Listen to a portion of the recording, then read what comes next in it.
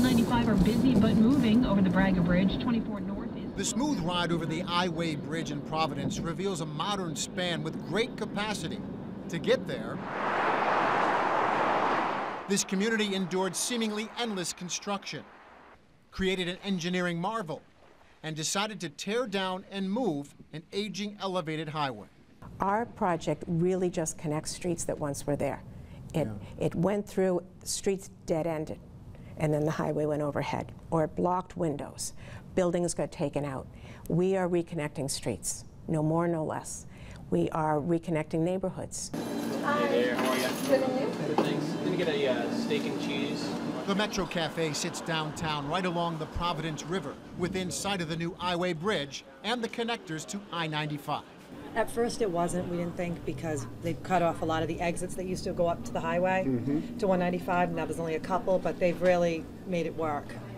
So I like it a lot, the way it is now.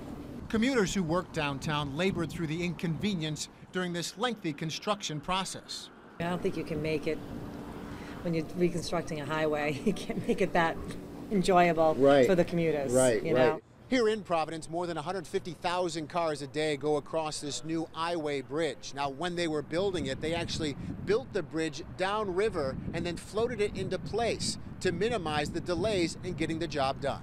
The Rhode Island Transportation Department floated the bridge 12 miles through the Narragansett Bay. The community marveled at the engineering creativity required to put the bridge in place. The new bridge is a half-mile downriver from where the foundation of the old bridge remains. There's a lot of interesting things about this project, because where there was once a highway, now we're going to make it a more livable, walkable community. Philip Kidd is Rhode Island's Deputy Transportation Commissioner. He explains how the old 195 outlived its useful life. When built in the 1950s, it snaked its way through downtown. As the bridge deteriorated, Rhode Island saw an opportunity to improve the road and the community by moving 195 downriver.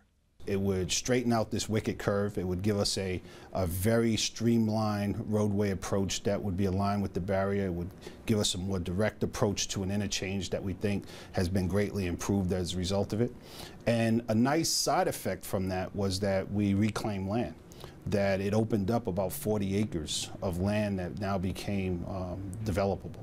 And so there was a lot of good reasons to do it the way that we've done it.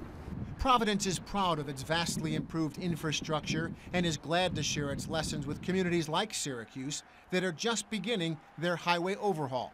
One of the things that is difficult in our business sometimes, but we work hard to try to integrate it in, is to look at not just what the problem is today, but what are you going to be faced with 5 years from now, 10 years from now? What are the traffic volumes going to be? What are going to be the needs of your city? And try to factor those in the best that you can.